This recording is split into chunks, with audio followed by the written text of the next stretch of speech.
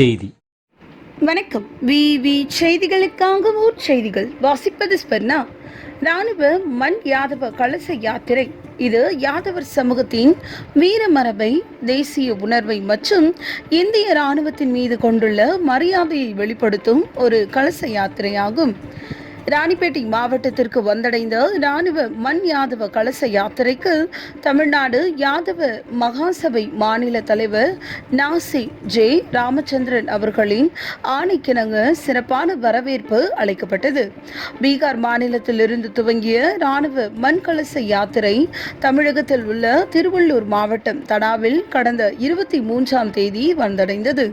தொடர்ந்து இந்த ராணுவ மண் யாதவ கலச யாத்திரை கடந்த 23ஆம் தேதி கும்மிடிப்பூண்டியில் இருந்து தொடங்கி தமிழகம் முழுவதும் உள்ள மாவட்ட வாரியாக செல்கிறது.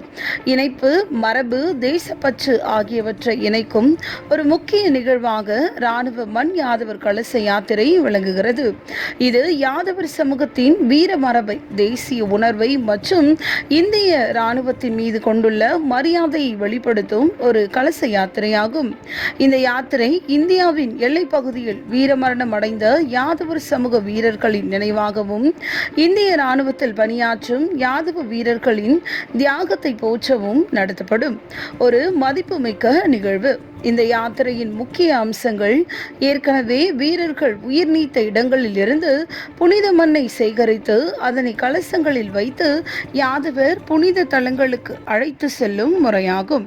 இந்நிலையில் ராணிப்பேட்டை மாவட்டத்திற்கு வந்தடைந்த ராணுவ மண் கலச யாத்திரைக்கு தமிழ்நாடு யாதவ மகாசபை மாநில தலைவர் நாசி ஜே ராமச்சந்திரன் அவர்களின் ஆணைக்கிணங்க வரவேற்பு நிகழ்ச்சி மாவட்டத்தில் பல பகுதிகளில் நடைபெற்றது.